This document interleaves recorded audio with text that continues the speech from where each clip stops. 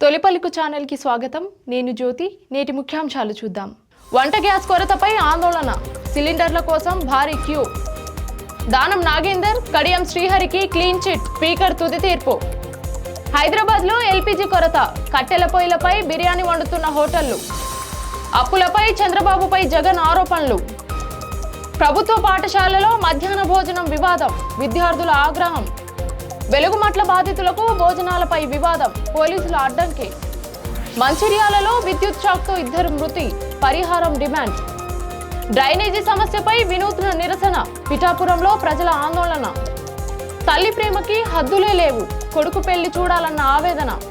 పారిశుద్ధ్య కార్మికులను తక్కువగా చూడొద్దు, రేవంత్ రెడ్డిపై సబితా ఇంద్రారెడ్డి విమర్శలు. తెలంగాణ గవర్నర్గా శివప్రతాప్ శుక్లా ప్రమాణ స్వీకారం. దేశంలో వంట గ్యాస్ సరఫరా తగ్గిపోవడంతో ప్రజల్లో ఆందోళన పెరుగుతోంది. సిలిండర్ బుక్ చేస్తే వెంటనే అందుతుందో లేదో తెలియని పరిస్థితి నెలకొంది. ఈ నేపథ్యంలో గ్యాస్ ఏజెన్సీ కార్యాలయాల వద్ద ప్రజలు భారీగా క్యూ కడుతున్నారు. ఉత్తరప్రదేశ్లోని సీతాపూర్ జిల్లా బార్ద్పూర్ గ్రామంలో వందలాది మంది గంటల తరబడి లైన్లో నిల్చొని గ్యాస్ సిలిండర్లు తీసుకెళ్తున్న దృశ్యాలు సోషల్ మీడియాలో వైరల్ అవుతున్నాయి. సరఫరా తగ్గిపోవడంతో ప్రజలు తీవ్ర ఇబ్బందులు పడుతున్నారని స్థానికులు చెబుతున్నారు. పరిస్థితిని చక్కదిద్దేందుకు అధికారులు చర్యలు తీసుకోవాలని ప్రజలు కోరుతున్నారు. బీఆర్ఎస్ కు చెందిన ఎమ్మెల్యే దానం నాగేందర్, కడియం శ్రీహరిపై దాఖలైన అనర్హత పిటిషన్లపై స్పీకర్ తుది తీర్పు వెల్లడించారు.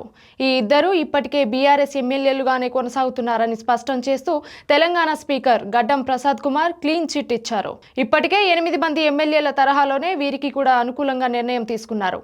బీఆర్ఎస్ ఎమ్మెల్యేగా ఉన్నప్పటికీ సికింద్రాబాద్ అభ్యర్థిగా పోటీ చేసిన దానం నాగేందర్, అలాగే తన కుమార్తె కడియం కావ్యకు మద్దతుగా కాంగ్రెస్ తరఫున ప్రచారం చేసిన కడియం శ్రీహరి వ్యవహారం రాజకీయంగా చర్చనీయాంశమైంది. ఇప్పుడు స్పీకర్ తీర్పుతో ఈ అంశంపై స్పష్టత వచ్చింది. హైదరాబాద్లో ఎల్పీజీ కొరత కారణంగా హోటళ్ల నిర్వహణకు ఇబ్బందులు ఎదురవుతున్నాయి. గ్యాస్ సరఫరా తగ్గిపోవడంతో కొన్ని హోటళ్లు మళ్లీ కట్టెల పొయ్యిలపై వంటలు చేయాల్సిన పరిస్థితి ఏర్పడింది. నగరంలోని ప్రముఖ షాగ్ హౌస్ రెస్టారెంట్లో గత 2 రోజులుగా కట్టెల పొయ్యిపైనే బిర్యానీ వండుతున్నట్లు సమాచారం. గ్యాస్ అందుబాటులో లేకపోవడంతో హోటల్ నిర్వాహకులు ప్రత్యామ్నాయంగా ఈ విధానాన్ని అనుసరిస్తున్నారు. ఎల్పీజీ సరఫరా త్వరగా సాధారణ స్థితికి రావాలని హోటల్ యజమానులు ఆశిస్తున్నారు. ఆంధ్రప్రదేశ్ ప్రభుత్వ అప్పుల అంశంపై మాజీ ముఖ్యమంత్రి వైఎస్ జగన్మోహన్ రెడ్డి తీవ్ర ఆరోపణలు చేశారు. 2024-25 ఆర్థిక సంవత్సరంలో ప్రభుత్వం సుమారు 81,000 కోట్లు అప్పు తీసుకున్నట్లు comptroller and auditor general of India నివేదికలో వెల్లడైందని ఆయన అన్నారు. అయితే అసెంబ్లీలో మాత్రం 60,000 కోట్లు మాత్రమే అప్పు తీసుకున్నట్లు తప్పుడు లెక్కలు చూపించారని ఆరోపించారు. ఈ అంశంపై కేబినెట్ సెక్రటరీకి లేఖ రాస్తామని, నిజాలను బయట పెడతామని జగన్ పేర్కొన్నారు. ముఖ్యమంత్రి నారా చంద్రబాబు నాయుడు కోసం పనిచేస్తున్న అధికారుల ఉద్యోగాలపై కూడా ప్రశ్నలు తలెత్తుతాయని ఆయన వ్యాఖ్యానించారు. ఆంధ్రప్రదేశ్లోని మైలవరం మండలం దేవుని చెరువులోని ఎంపీపీ పాఠశాలలో మధ్యాహ్న భోజనంపై వివాదం చెలరేగింది. ప్రభుత్వ బడుల్లో అమలు చేస్తున్న Dokka Seethamma mid day meal స్కీమ్లో భాగంగా అందిస్తున్న భోజనం నాణ్యత లేకపోవడంతో విద్యార్థులు తినలేక డస్ట్బిన్లో పారబోసిన ఘటన వెలుగులోకి వచ్చింది. 3 నెలలుగా నాణ్యత లేని ఆహారం పంపిణీ చేస్తున్నారని తల్లిదండ్రులు ఆరోపిస్తున్నారు. ఈ విషయంపై 112కు ఫోన్ చేసి ఫిర్యాదు చేయడంతో పోలీసులు పాఠశాలకు వెళ్లి విచారణ చేపట్టారు. భోజనం తినలేకపోతున్నామని విద్యార్థులు పోలీసులకు తెలిపారు. ఈ ఘటనపై అధికారులు చర్యలు తీసుకోవాలని తల్లిదండ్రులు డిమాండ్ చేస్తున్నారు. ఖమ్మంలోని వెలుగుమట్ల ప్రాంతంలో బాధితులకు భోజనం అందించే విషయంలో ఉద్రిక్త పరిస్థితులు నెలకొన్నాయి. బాధితులకు పువ్వాడ ఫౌండేషన్ ఆధ్వర్యంలో భోజనం తీసుకువస్తున్న వాహనాన్ని పోలీసులు అడ్డుకున్నారని ఆరోపణలు వచ్చాయి. దీంతో ఆకలితో ఉన్న మహిళలు పోలీసుల కాళ్లు పట్టుకొని మాకు అన్నం పెట్టనివ్వాలని వేడుకుంటున్న దృశ్యాలు వైరల్ అవుతున్నాయి. రెవెన్యూ శాఖ ద్వారా భోజనం అందిస్తామని, బయట వ్యక్తులు ఇచ్చే ఆహారం తీసుకోవద్దని పోలీసులు సూచించినట్లు సమాచారం.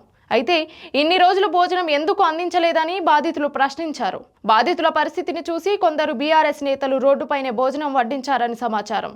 దండేపల్లి మండలంలో జరిగిన విషాద ఘటనలో 2 కార్మికులు విద్యుత్ షాక్కి గురై ప్రాణాలు కోల్పోయారు. మంచిర్యాల జిల్లాలోని పెట్రోల్ బంక్ సమీపంలో సిమెంట్ వ్యాపారి కోసం స్టాండ్ను తరలిస్తున్న సమయంలో అది 11 kV విద్యుత్ తీగలను తాకడంతో ప్రమాదం జరిగింది. ఈ ఘటనలో సల్లా లక్ష్మీనారాయణ, చందనగరి నాగరాజు అక్కడికక్కడే తీవ్ర గాయాలతో మృతి చెందారు. మరో వ్యక్తి మాత్రం సురక్షితంగా బయటపడ్డారు. ఘటన అనంతరం మృతుల కుటుంబ సభ్యులు ఘటనా స్థలంలో ఆందోళన చేపట్టి ఒక్కొక్కరికి 50 లక్షల పరిహారం ఇవ్వాలని డిమాండ్ చేస్తున్నారు. ఈ ఘటనపై పోలీసులు కేసు నమోదు చేసి దర్యాప్తు చేపట్టారు. ఆంధ్రప్రదేశ్లోని పిఠాపురం నియోజకవర్గంలోని గోకివాడ గ్రామంలో డ్రైనేజీ సమస్యపై స్థానికులు వినూత్న నిరసన చేపట్టారు. డ్రైనేజీ కాలువల్లోకి దిగి మురుగునీరు నిల్వ ఉండడంతో తమకు తీవ్ర ఇబ్బందులు ఎదురవుతున్నాయని గ్రామస్తులు ఆవేదన వ్యక్తం చేశారు. మురుగునీరు సరిగా పారకపోవడంతో దోమలు పెరిగి అనారోగ్య సమస్యలు ఎదురవుతున్నాయని తెలిపారు. పారిశుద్ధ్య పనులు జరగకుండా కొందరు జనసేన నేతలు అడ్డుకుంటున్నారని కూడా ఆరోపించారు. సమస్యలను వెంటనే పరిష్కరించాలని, లేకపోతే 48 గంటల్లో చర్యలు తీసుకోకపోతే పంచాయతీ కార్యాలయం వద్ద ఆమరణ నిరాహార దీక్ష చేపడతామని గ్రామస్తులు హెచ్చరించారు. ఈ ఘటన స్థానికంగా చర్చనీయాంశమైంది. తల్లి ప్రేమకు మించినది లేదని మరోసారి గుర్తు చేసిన ఘటన సోషల్ మీడియాలో వైరల్ అవుతోంది. తీవ్రంగా షుగర్ లెవెల్స్ పెరిగి ప్రాణాపాయం ఉందని వైద్యులు చెప్పినప్పటికీ ఒక తల్లి మాత్రం తన ఆరోగ్యం కంటే కొడుకు భవిష్యత్తు గురించే ఆలోచించింది. నీ పెళ్లి చూసే వరకు నేను బ్రతుకుతానా నాయనా అని అడిగిన ఆమె మాటలు ప్రతి ఒక్కరిని కదిలిస్తున్నాయి. ఈ భావోద్వేగ క్షణాలను ఆమె కుమారుడు సెల్ఫీ వీడియోగా తీసి సోషల్ మీడియాలో పంచుకున్నాడు. ప్రస్తుతం ఈ వీడియో నెట్టింట వైరల్ అవుతూ తల్లి ప్రేమను నిదర్శనంగా చూపిస్తోంది. మహేశ్వరం నియోజకవర్గంలో మాజీ మంత్రి ఎమ్మెల్యే సబితా ఇంద్రారెడ్డి పారిశుద్ధ్య కార్మికులను కలిసి వారి సమస్యలను తెలుసుకున్నారు. బడంగ్పేట్ సర్కిల్లోని మీర్పేట్ చౌరస్తాలో డిప్యూటీ కమిషనర్ సరస్వతి శానిటేషన్ సిబ్బందితో కలిసి ప్రాంతాన్ని పరిశీలించారు. ఈ సందర్భంగా సీఎం రేవంత్ రెడ్డి పారిశుద్ధ్య కార్మికులు పనిచేయడం లేదని చెప్పడం సరైంది కాదని ఆమె విమర్శించారు. జనాభా పెరుగుతున్న నేపథ్యంలో కార్మికుల సంఖ్యను పెంచడంతో పాటు స్వచ్ఛ ఆటోలు జీతాలు పెంచితే వారు మరింత సమర్థంగా పనిచేస్తారని అన్నారు. కరోనా సమయంలో పారిశుద్ధ్య కార్మికులు ఎంతో కష్టపడ్డారని గుర్తు చేశారు. బీఆర్ఎస్ హయాంలో 2 సార్లు జీతాలు పెంచామని, అయితే రేవంత్ రెడ్డి వచ్చాక వారిని పట్టించుకోవడం లేదని ఆరోపించారు. అలాగే గతంలో చెరువులను శుభ్రం చేసి దోమల సమస్యలను తగ్గించామని, ప్రస్తుతం చెరువులు మళ్లీ గుర్రపు డెక్కలతో నిండిపోయాయని ఆమె అన్నారు. తెలంగాణ రాష్ట్ర గవర్నర్గా శివప్రతాప్ శుక్లా పదవి స్వీకార ప్రమాణం చేశారు. రాష్ట్ర హైకోర్టు ప్రధాన న్యాయమూర్తి జస్టిస్ ఆపరేష్ కుమార్ సింగ్ శివప్రతాప్ శుక్లాతో ప్రమాణం చేయించారు. లోక్ భవన్లో జరిగిన ఈ కార్యక్రమంలో ముఖ్యమంత్రి సీఎం రేవంత్ రెడ్డి పాల్గొన్నారు. ముఖ్యమంత్రితో పాటు శాసన మండలి చైర్మన్ గుత్తా సుఖేందర్ రెడ్డి, శాసనసభ స్పీకర్ గడ్డం ప్రసాద్ కుమార్, ఉప ముఖ్యమంత్రి మల్లు భట్టి విక్రమార్క, మంత్రులు, ప్రజాప్రతినిధులు, ప్రభుత్వ ఉన్నతాధికారులు, ఇతర ప్రముఖులు కూడా హాజరయ్యారు. ఇది ఇవాల్టి బులెటిన్ అప్డేట్స్. మరొక బులెటిన్తో మళ్ళీ కలుద్దాం. చూస్తూ ఉండండి తొలి పలుకు న్యూస్.